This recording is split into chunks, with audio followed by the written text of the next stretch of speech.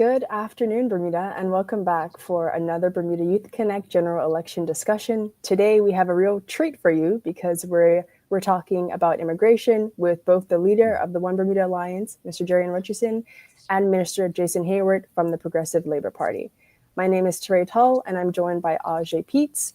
As we go through this conversation today, we encourage everyone watching to send any questions that they may have, and we'll get to them after we get through a couple of questions. This election is fast approaching, and we are grateful to have direct access to leaders and candidates during this election cycle, so please share your questions. So we're going to begin with the opposition leader, Mr. Jarion Richardson. Bermuda has an aging population, and our birth rate has consistently declined. For example, in 2000, there were 750 births in Bermuda, and then in 2022, there were just under 500. From my view, it looks like an estimated 490.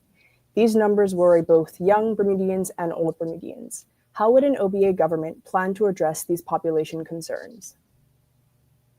Well, we undoubtedly have to increase the population of Bermuda for a number of reasons. And this means that we're looking for newer people to join our community and become part of it in a meaningful way. So the things that we have to do include making things a lot easier to come into and participate in Bermuda. There's a number of hurdles. Both are administrative in nature, some are executive, some are policy, but there's a number of hurdles that make joining our population incredibly difficult. And the things that we would do is we would remove those hurdles right away so that we can make sure that our population is easy to increase. Think of it like a faucet. You know, sometimes you want to turn the faucet one way and let more in, and sometimes you want to turn it down and let fewer people in. Thank you for that. So, this is a quote from the government in 2022. I think we have a graphic for that. I would just read directly. From an economic perspective, continued population loss could have serious implications, especially if it occurs rapidly over a matter of years rather than decades. It is important for governments to act quickly to reverse the trend. Given the workforce will decline by approximately 500 persons per year over the next few years as a result of an aging population, it can be assumed that at a minimum they need to be replenished. So, my question is the PLP's Mhm. platform commits to revising census and data collection processes to include Bermudians who relocated overseas before 2024 to allow for Mhm. data collection account for those who have immigrated. What Mhm. would be the PLP's plan to encourage Bermudians who have immigrated to return? That's a good question. First and foremost, I think we need to ensure that there are opportunities on islands for individuals who seek to return. We are currently engaged in a study which will clearly identify what were the driving factors behind persons emigrating Bermuda. Bermuda has had natural emigration for some period of time. And so when we look at the census numbers from 2000 up until the data we have now, Mhm. from 2000 to 2010, we had about um, 112 people leave annually. And then from 2010 to 2016, that doubled to about 230 persons leaving annually. And Wow. so we've always had a challenge with um, persons actually leaving. I think the data will show that that number will accelerate a bit more when we look at the data between 2016 and 2024 or 2025 that we're in. And as a result of that, that means we need to do a number of things. We need to ensure that the persons that are in Bermuda, we retain those persons as best as possible. That's including ensuring that there are economic protections, labor protections, and social protections in order to better support those individuals and their families to um, develop and live decent lives in Bermuda, but then also attract persons to come back as best as we possibly can. And that was the study that we alluded to. Once we honed down on the key factors that actually drove people off island, then we can put policies in place to address those particular factors. But it is a huge challenge based off of the overall demographic picture of Bermuda, and that is our aging population. Mhm. Thank you both for that. This next question is for both of you. According to data from Teen Services in Haven, Bermuda's total fertility rate is currently at 1.3%. And according to International Planned Parenthood, a sustainable fertility rate for any community is 2.1%. These numbers, along with our aging population, which you both discussed, cause serious concern, and neither the PLP nor the OBA's platform addresses fertility rates directly. Tell us how you would course correct and get Bermuda to a sustainable fertility number of 2.1%. Jarion, we'll start with you, and then we'll go with Jason. Sure. We have to make it affordable to have children in Bermuda. That's the greatest challenge, or certainly the challenge that we're hearing on the doorstep is, as it stands right now, especially among young folks who are considering starting families, and part of that process is obviously getting into the home ownership process. All of these steps require careful consideration in today's Bermuda, because today's Bermuda is so expensive; it's prohibitively expensive. So our birth rate and childcare forms a huge part of that consideration. And until we make it sustainable to have children, then fewer and fewer people are going to have children.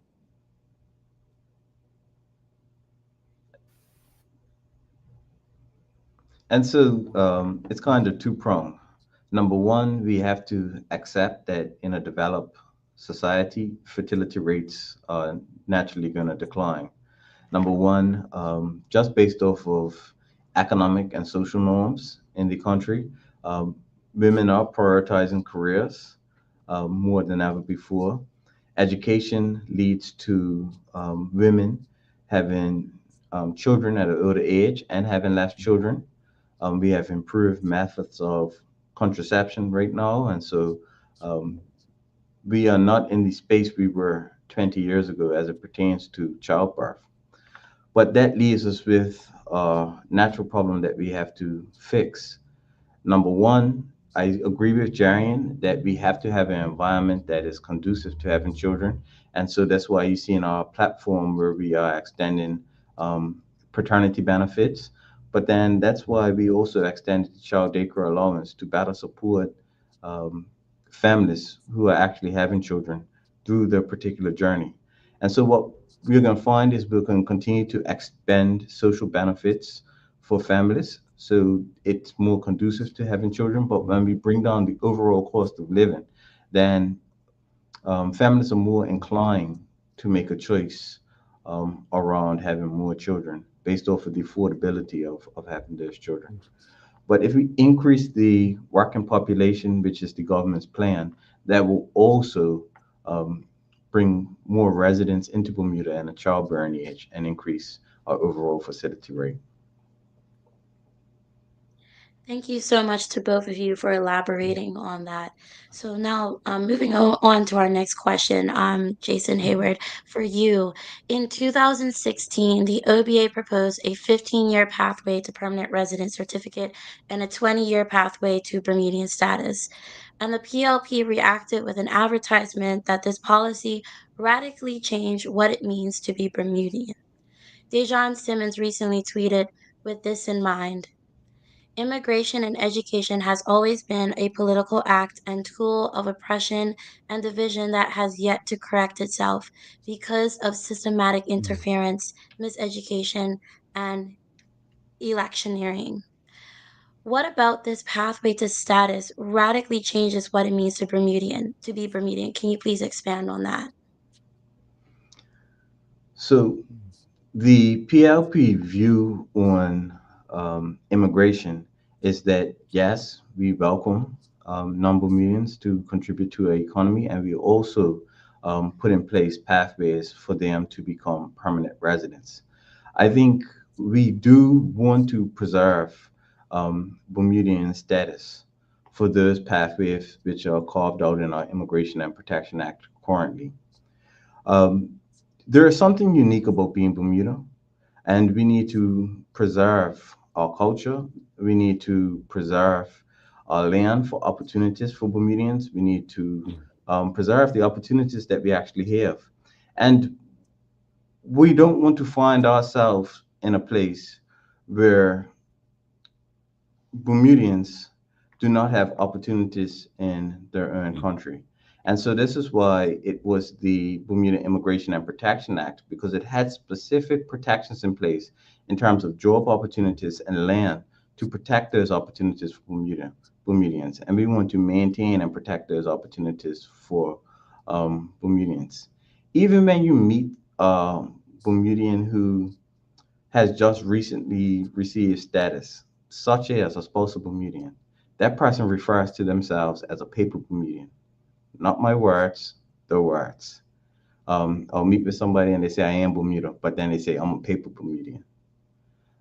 And they've even carved out a distinct difference between what it means to be Bermudian for them and what we as born Bermudians with a history and legacy on this island actually feel. And so there is an emotional sentiment around Bermudian, our language, our culture, our sports clubs. We are passionate about a number of things in our society that persons who are just entering our society would not have a natural connection to.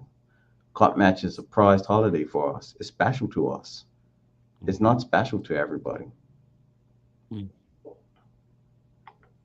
Thank you so much for expanding on that. But I would also like to give an opportunity to Jarion to respond if you have any thoughts on that. I do. Thank you. When I think about Bermudian, there's lots of Bermudian, different kinds of Bermudians to be frank. I mean, if you think about the unique cultural heritage of St. David's Island, or recently we celebrated the 175th anniversary of emigration of Portuguese into Bermuda, and they came in sort of batches. It's a very complicated story, but would any of us now disagree that those who are Portuguese descendant, which I want to say is 1 in 4 of our population, are not Bermudian, and yet they come from a place that was obviously very different from Bermuda. Part of our heritage is we have a lot of different people coming into Bermuda, and yes, there are these core sets of things that make us unique. But I would think of it as concentric circle. It's the core things, and then you sort of go out a layer, a layer, a layer, and that's where the differences come in. And those differences aren't all that bad, just so long as we share the same set of values in our community. Then we're fundamentally Bermudian, and so that's why when I think about population and immigration, things like that, I always think about all those folks who started that journey. You can start life not a Bermudian, but you can be your grandkids, your great grandkids can definitely be born and raised in Bermuda. And so that's what I think about when I think about population and immigration in Bermuda. If I can add one more to that, is that I'm not clear on how taking a long-term resident and allowing that person to have Bermudian status solves any of our social or economic problems when we start to talk about shrinking population, our aging population, or even our declining workforce. Persons have ability to remain in Bermuda through the laws that we currently have in place.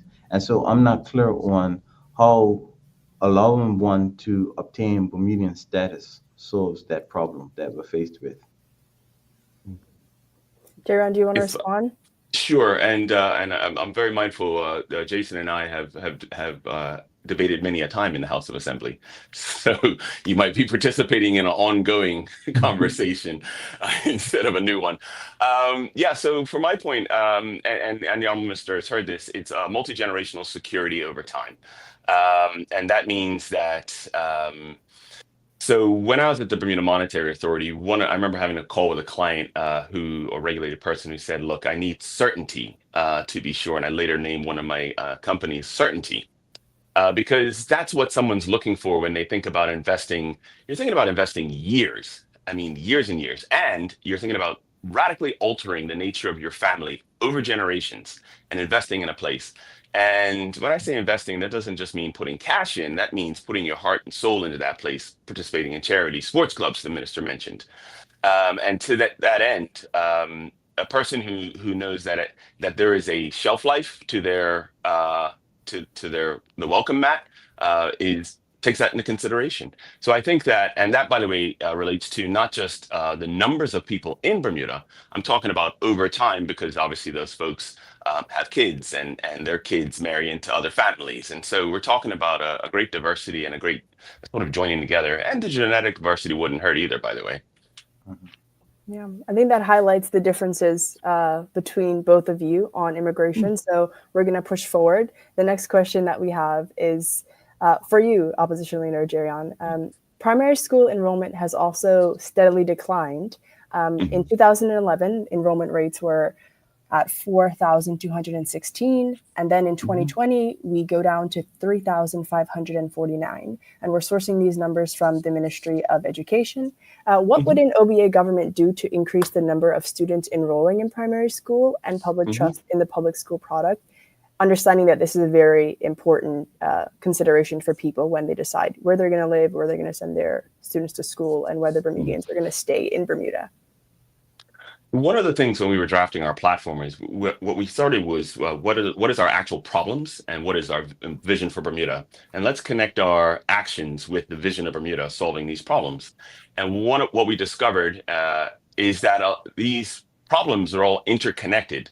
So as much as we're having a conversation, that slide was about education, it's just as much about, or fixing that problem is just as much about the economy. It's just as much about how easy it is to set up businesses in Bermuda or to participate in Bermuda, because that number is reflective of all of these other inputs. And so obviously the education reform process has to have an element of stability and certainty in it. The quality of our education has to be second to none. It has to be a world-class education system, and that's why it draws people in, because people go, oh, well, this education system is fantastic.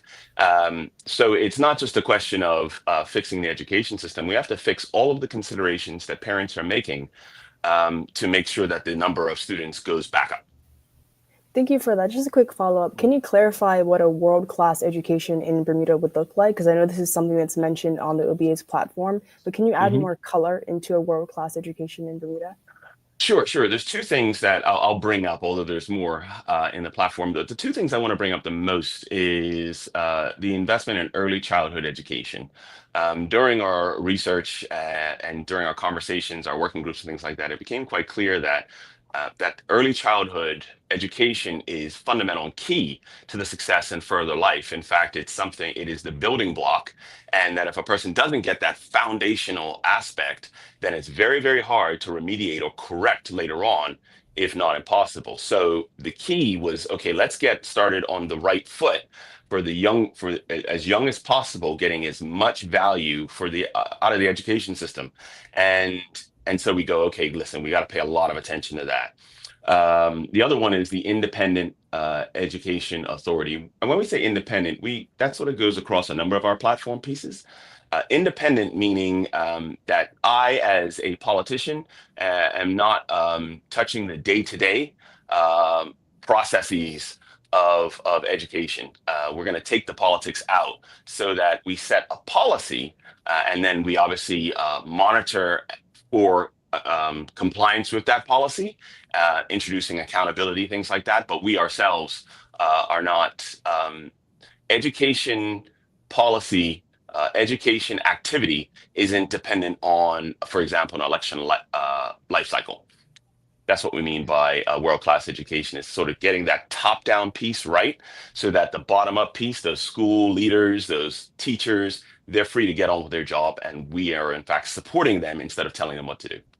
Thank you for that. Minister Jason Hayward, I want to see if you have any responses to that on education, because the PLP has been very keen on education reform. So I want to give you an opportunity to say anything.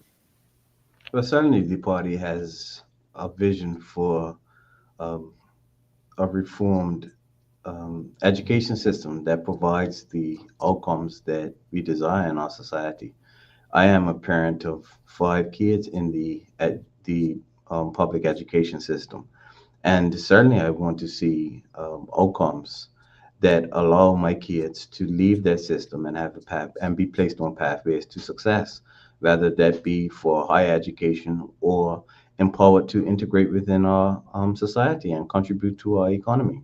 And I think that is the end result of our desire, ensuring that we put our young people on pathways to success.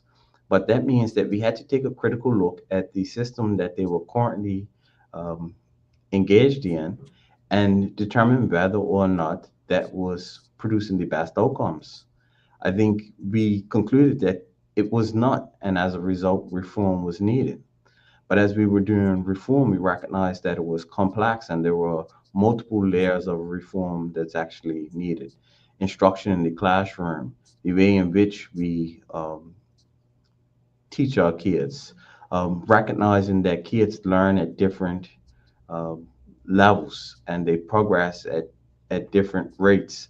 And as a result, some kids need additional support, and how we better best provide those kids with that support in the system that we do particularly have. Rural are problem areas. We recognize that middle school was actually a problem area and not a bump in the road instead of a runway to success. And so we're trying to take out that speed bump so that we can have a clear glide path that our kids can actually follow. What you find that we're doing right now is that based off of the complexity of the reform, um, it looks like a house under construction. But once that house is actually built, what you're going to actually see is kids being able to enjoy a system that leads them on a pathway to success. That was definitely very powerful, and from both of you, because I'm an early educator myself, so I definitely agree that starting from our roots is always the best solution. So just shifting gears a bit, I have a question for you, Minister Hayward. With initiatives such as the rent to own programs and inclusionary housing policies, the government is addressing affordability concerns. Given Bermuda's limited land and resources, how would the PLP plan to manage potential population growth driven by immigration while ensuring housing remains accessible for all Bermudians? Again, multi-pronged strategy is required. What we seek to do is increase housing in the city of Hamilton, and that would allow for more persons to reside in the city and free up um, properties on the rental market throughout the island. Additional to that is that we need to change the culture and the relationship between landlords and tenants. There are a number of landlords who are refusing to rent to Bermudians for a number of reasons. Some have had extremely bad experience with tenants. We may need to ensure that we have um, a law in place that works in the best interest of both parties. Number one, there's a contract in place between a landlord and a tenant that needs to be adhered to. And when that contract is actually broken or not being adhered to, then there should be adjudication and recourse for a landlord as soon in quicker manners, in a quicker manner, so that they are less adverse to renting to Bermudians and engaging in long levels of tension. The other thing we need to ensure is that there is a stock of affordable housing. And I'm talking about from a public standpoint. We need to increase public housing throughout the island as well. And so we can't solely rely on the private sector to house the people of Bermuda. We took our foot off the gas pedal as pertains to public housing, but we are now accelerating the uh, capital that we're actually putting in place in that particular space so that we can have expanded public housing throughout the island. I think that housing is a fundamental right, and it's the government's responsibility to ensure that persons are adequately housed. Thank you for that. Before we move on, I want to make sure the opposition leader doesn't have anything to add on housing. Yeah, I do. So when we released our platform last year, we were addressing the housing matter because during our research, it became obvious that housing is a key issue. But I mean, everyone knows that, and we had to figure out was, well, why is this issue? Why is this all of a sudden an issue, or a larger one, especially given that we knew that we had such a high rate of emigration, that is Bermudians who were leaving. And equally, we knew about the population reduction as well. So not just Bermudians, that a lot of people were leaving. So you would imagine that we would therefore have more housing stock available. And our research, which again we put in our platform last year, after speaking to landlords, construction bosses, and the like, it became clear to us that that it wasn't a question of whether the house was available; it was a question of whether the person was willing to rent it. And that then led us down this long road where landlords were effectively felt that their houses were at risk where they'd rent it out. Now, just think about that. Now, I'm not talking about the landlords who are, I don't know, 3, 4 houses or however that works. I'm talking about the person who's committed a portion of their income, their savings over a lifetime into putting on an apartment or two, and then are going to retire on that income. Well, as you can imagine, as the population dwindles, the need went down so much. But my point is that they, once burnt, twice shy. They put out the house, then they had a problem. And currently, the imbalance in the landlord-tenant relationship means that it just took them so long to get out of that at that disadvantaged relationship that they went, "I'm just not going to do it." So the landlord tenant rebalance, but there's also other mechanisms. So we also put in our platform the city.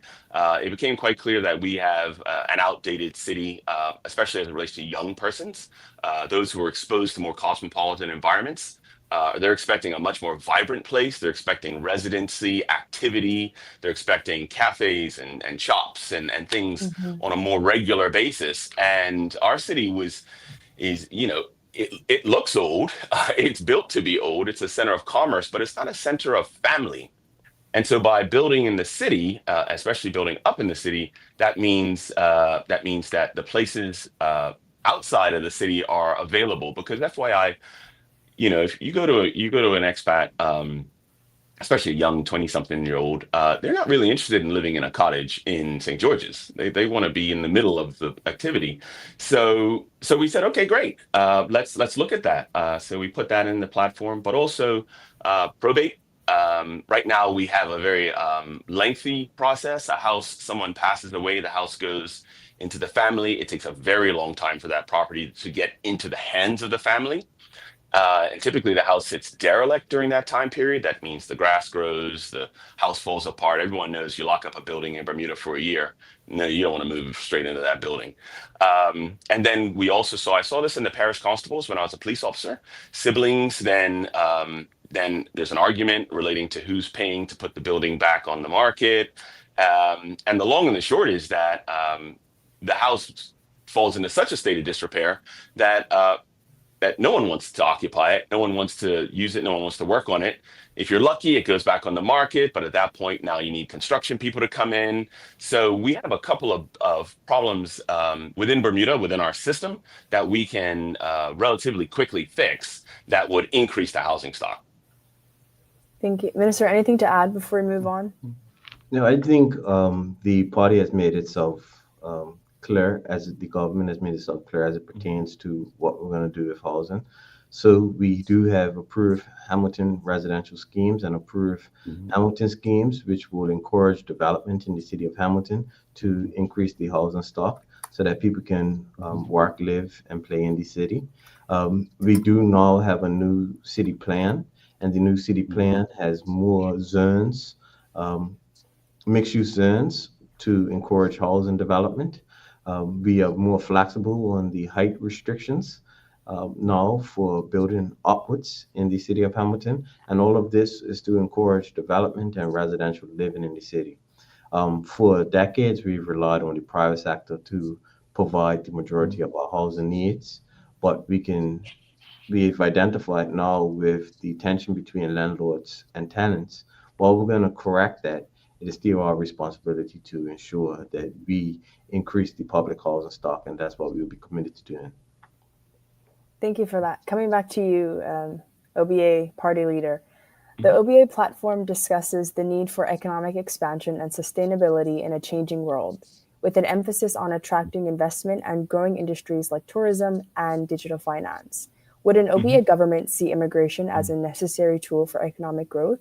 And if so, how will it ensure that population growth remains sustainable, particularly regarding infrastructure resources and social services?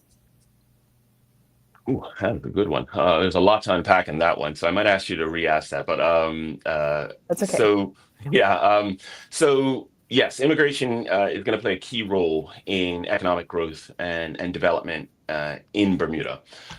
We are a very small place, very few people, but we offer the world extremely vital financial services. Bermuda plays a key role in the insurance and reinsurance world. And that means that a number of very large countries and a lot of people, millions, billions of people, depend on Bermuda to be a stable and safe place. And to maintain that level of expertise and skill, we need to be bringing people in, and people need to be coming and going on a regular basis. Our financial services industry, our international business industry, these are things that are extremely technical, extremely complex, and you can't just sort of invent more actuaries. But at the same time, we have to balance this with protecting Bermudians. I take the minister. The minister named the act earlier, the Bermuda Immigration Protection Act, and I want to say 1954. It's always been called the Bermuda Immigration Protection Act because its sole purpose is to protect Bermudians. So we have to maintain a constant stream of people coming and going, but at the same time we have to protect Bermudians, and that's why we tend to use the example of Fawcett when we're talking. At some times you're going to need more people, other times you're going to need less people. But it is a careful balance that we have to maintain. Again, because, and Her Excellency, the last governor, passed on to me once, what was it? The world is watching. And I thought, that's a darn good point. The world is watching because the role that Bermuda plays in the world is incredibly important. We are not a backwater. We are central to the financial security of a lot of the world. Yeah, definitely. Minister, the next question is for you, but if you'd like to add anything or answer that question, feel free. Yeah, so the government has made clear its plans for developing the economy. And we outlined that in our economic development strategy. What we recognized is that in order for us to have a growing workforce, we needed to ensure that we have robust economic activity across multiple industrial sections to then create jobs and then fill those jobs primarily with able-bodied Bermudians. And then where there was a mismatch between the skills demanded and the skills possessed by our Bermudian population, then we can fill that with expatriate labor. But we've done a good job as it pertains to using immigration as a lever for greater levels of economic development. And that is to attract investment. We have attracted new businesses to Bermuda, and we continue to attract new businesses to Bermuda based off of our business ecosystem. But we also have measures such as the economic investment residential certificate, which allows persons to reside in Bermuda based off of a minimum investment of 2.5. And that's where you can see where you can use immigration as a tool to unlock greater levels of investment in the country without really having to balance opportunities between Bermudians and non-Bermudians, because everybody benefits from that additional investment in business development and things of that nature. But our 5 priorities included ensuring that we improve our entrepreneurship environment in Bermuda. And we want to see a greater number of small and medium-sized businesses and find a way to better support those individuals. In our platform, we are committed to producing a national entrepreneurship strategy that has a clear set of goals that we will accomplish to better support small businesses in Bermuda. But the first part of our economic development strategy was the retention and expansion of businesses which are currently here. And this is what we currently see. We currently see our international business diversifying and actually growing. Where we would have had traditional insurance and reinsurance, PNC insurers at the beginning, We now see more specialty insurers. We also see um, greater number of long-term insurers, but then we see brokerage firms. We see expansion of law firms on the island as well.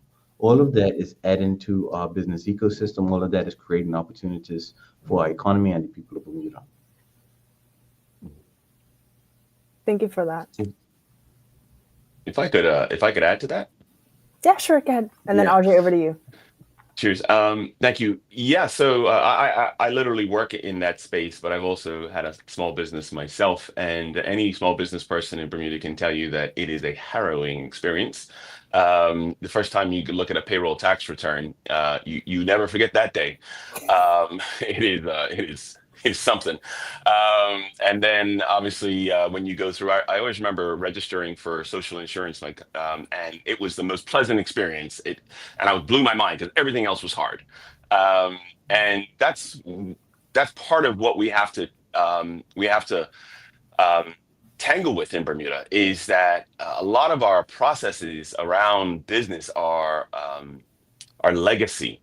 They're not made in the modern era. In fact, a great example is our exchange control, which deals with incorporations of new entities in Bermuda, stems from 1973. Well, you can imagine that business has changed significantly since 1973. So there's a lot that we can do there. Now, the private sector is typically able to navigate these challenges because they have the resources and they make their living by providing services and navigating challenges. But by no stretch of the imagination should we conflate their success at navigating a challenge with there not being that challenge. And that's not what the minister said, by the way. I just wanted to add that there are still significant challenges to growing businesses in Bermuda and improving quality of life for all Bermudians subsequently. And those have to be tackled as much as anything else. Thank you so much for that. So just shifting gears a little bit, Jason, I have a question for you. The PLP platform discusses the need for economic expansion and sustainability in a changing world, with an emphasis on attracting investment and growing industries such as tourism and digital finance. Does the government see immigration as a necessary tool for economic growth? And if so, how will it ensure that population growth remains sustainable regarding infrastructure, resources, and so we did this question already, Yeah, I didn't think you we? just did that one. We Yeah, did. I'm so sorry. I'm so sorry. I highlighted the wrong one. My apologies. Um, Actually, we only have one more question for Jarion. The OBA aims to attract investors and businesses through immigration reform and economic incentives. What Mhm. measures will be in place to integrate long-term foreign workers into Bermudian society while maintaining the cultural and national identity of the island? Um, I think I sort of spoke on this a little bit earlier when we were talking about that core definition of being Bermudian, and then there are people coming in and adding to that distinctiveness. I mean, today we would say everyone knows what a Malashadas is, but no one, it's just part of our makeup. Now, and there's a number of West Indian dishes that are part of our makeup as well, because we're really quite a hodgepodge. There's a great book about Bermuda called In the Eye of All Trade that speaks to how all these different influences came to Bermuda, because basically we were in the middle of the trade winds. Um, so how do we get newer investment? Well, the key is going to be to that. Firstly, the clarity in doing business in Bermuda. One of the problems we face right now is there's a lot of not just red tape, but there's a lot of, I call it gray tape or gray cloud around doing business. In other words, you're never quite sure how something's going to work out, or you're never quite sure what the actual process is. And again, I spoke to it earlier about how many businesses in Bermuda exist almost solely to just navigate these challenges. Just think about how many independent immigration specialists practice in Bermuda right now, because it's hard to navigate that space. So to attract people in, we have to provide clarity, certainty, and stability. And we also have to be willing to have a tough conversation with those investors, because right now there's a this dependency on the Bermuda government, and by the way, when I say Bermuda government, I mean the Bermuda taxpayer, to effectively backstop or guarantee or in some way participate in the business transaction. And FYI, billions and billions of dollars of transactions are done in Bermuda every day that do not require the intervention of the taxpayer. So our idea is that the Bermuda taxpayer should not be on the hook for these investments. Thank you for that. And we're actually going to go back to the minister because we do have a question for you. Employment is a serious consideration for young Bermudians when deciding whether to return to Bermuda immediately or after they get international experience, which is a common thing that we hear. Tell us how a PLP government would attract and maintain talent in Bermuda. Well, we have an economy now that is creating opportunities for young persons. We need to do a better job at connecting young persons with those opportunities. That was part of the youth employment strategy we had set out, and executing the goals in that strategy will lead to better connectivity between our young people and job opportunities. And we want to be deliberate about it.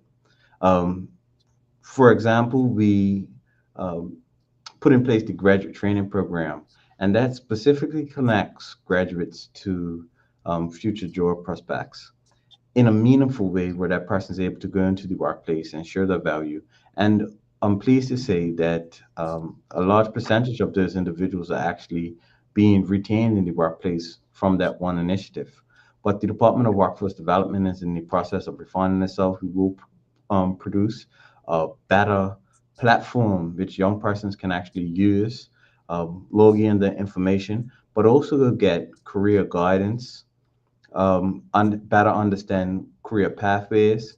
For example, a young person who says they want to be in international business, that platform will make it clear every job that is in the workplace underneath a company in international business, what is the educational requirements, what is the experience requirements, and then we'll also have industry give testimonials as to what the day-to-day workplace looks like, and also have more mentors. In Bermuda, networking is extremely important, and we'll also create more networking opportunity for our young persons. I want every young person listening to this understand that when we say that we have an aging population, we have over 30% of our workforce that is 55 years and older. It means that there is going to be ample opportunities for young persons as it pertains to jobs. But it also means that we're going to have an acute shortage of workers. Right now, there are more jobs in Bermuda than able-bodied Bermudians. And that challenge is going to get even worse. And so when you see our job numbers, and it looks like the majority of jobs, the new jobs, are actually being created for non-Bermudians. That is because all we're doing in the Bermudian side is replacement. We have a large portion of retirees that are leaving every year, and we have Bermudians that are placing those retirements. So our net numbers look low, when in actual fact, we could have created 1,000 jobs for Bermudians, and we could have had 1,000 Bermudians exiting the workforce because of retirement. And so on an annual basis, there will be ongoing opportunities. We will do a better job with reaching out to our young persons who are studying abroad and connecting them with opportunities and engage them before they even return home. And that is all in the youth employment strategy as it pertains to some of the work we want to do. But second to that, what we want to do is build out this new modernized platform that makes job searching more easier for our young persons, but also gives employers an opportunity to see the talent that our young persons have, and they can actually choose from those profiles and connect with those profiles on that platform. Yeah, I want to bring in Jarion on this because we spoke to Victoria Cunningham yesterday, and she talked about how the OBA is quite keen on supporting young people in their efforts to become entrepreneurs or just to get employment. Tell us a bit more about what the OBA would do to maintain and attract young people in Bermuda. Yeah, well, I'll speak to the Victoria Cunningham piece, and then I'll speak to an idea that is related. So first things first is that we in the OBA always work with young persons to support them and mentor them into new industries when they want to transition. And Victoria is probably our best example of that. But I would argue that most of the growth when we see a young person who says, "Look, I want to try out international business, or I want to try out entrepreneurship or journalism or something like that," then we have the experience in those industries that we go sit down, have a cup of coffee, let's talk. Because FYI, there was no roadmap for my generation, so there's a lot of stub toes and scratch knees in growing into these industries that we don't want people to experience. We want to tell them, listen, this is how you do it. This is how you network. This is how you speak to so and so, and there's fantastic opportunities. So it's just part of our culture because we believe that Bermudians should be in all of these places. But to connect it, I want to talk about protecting the young person's aspirations because it's quite easy to get disillusioned in Bermuda. You know, you can go to a number of job interviews and things like that. The way that to stop that is to stop the abuse of the system. And when I say that, I mean that there are some people who um, enforcing current immigration rules and standards is very, very important. It's that abuse will ensure that opportunities are not lost in the current market, and that means that a young person has a shot. So those people who game systems, so to speak, who say things like they rename a job title or they add an additional requirement that's not required for that job, that sort of thing has to absolutely come to a stop and very, very Mm. quickly because that's those positions that are getting played with, so to speak. Those are the positions that we can fill, and then that allow for us to move up the corporate ladder, give us the experience necessary. We've all gone to that job that says you've got the qualifications, or we'd love to have you, but you have no experience. Well, where do you get the experience? You get it in the junior ranks, and you get it based on you're able to learn in those positions, and then move into assistant underwriter, technical underwriter, blah blah blah, if that's your chosen path. So in order to make sure that young persons come into Bermuda, stay in Bermuda, young Bermudians, they have to be given a fair shot at the job market. And that fair shot includes many things, and I want to just say that it includes enforcement as well, transparent and effective enforcement of the existing rules. Ture, if Thank I you for can that. just add to that. Yeah. And so this government, we expanded closed and restricted job categories primarily to protect jobs for Bermudians and young Bermudians returning to Bermuda. This government is um, accelerated the dual enrollment program and also ensured that there is funding for young persons to go to Bermuda College. Mm. This government has increased scholarships.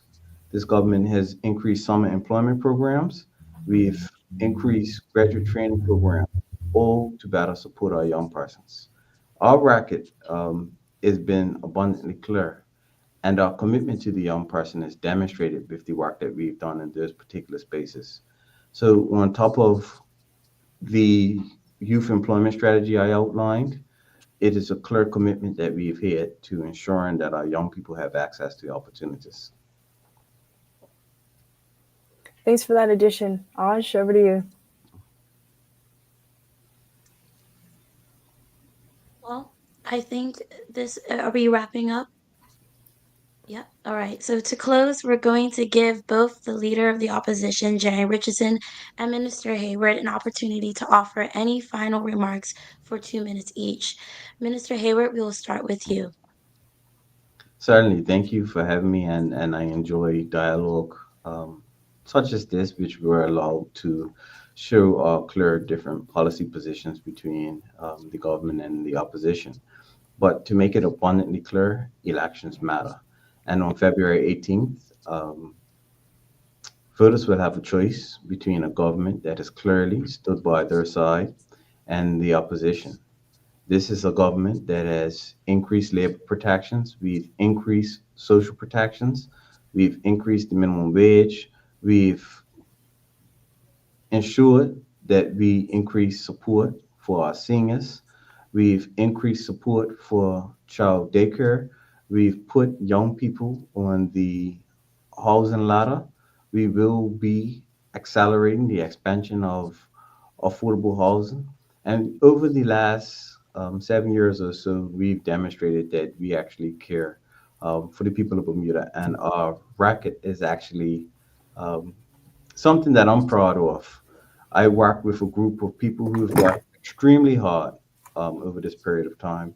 And um, I think if the population clearly want to make a rational choice, they look at the accomplishments of what the Progressive Labour Party has done, and then look at the platform as to what we say we'll do. And I believe any rational individual will come to the conclusion that the Progressive Labour Party is in their best interest. Thank you so much. Next, Opposition Leader Jarion Richardson. Yeah, thanks everybody, and thanks for the opportunity. Look, Bermuda is the best place in the world. It always, it just is. We all love it, and we all want it to succeed. And one of the things that makes it so successful is that it is that melting pot that other countries aspire to be. It's got a long history of incredible contributions from a lot of people, and it's just a fantastic place. It's our culture is so unique, everything about us, and to that end, the goal of the One Bermuda Alliance is to protect, preserve, and expand the nature of Bermuda, how fantastic it is. I can definitely say I'm very hopeful for the future. I'm hopeful because I know that there's things that we can do that will radically alter the quality of life that people are having today. And one of them is, in this conversation is population. There was a time when there were 5,000 Americans posted here, and no one thought anything different about it. Now, I think that we could have something very similar, but again, balancing, making sure we have those protections. But I'm telling you, hands down, I've walked through the deserts of Morocco. I've I, I- I've seen some bits of the world, and I'm telling you, hands down, I got off the plane every time I came back from assignments, and I kissed the ground because this is the best place in the world, and we now just have to make sure that we preserve and protect it and attract enough people to participate in it. And I know that that's in our future, and that's why I think you should vote for the One Bermuda Alliance. Thanks. Oz, you're muted, boo.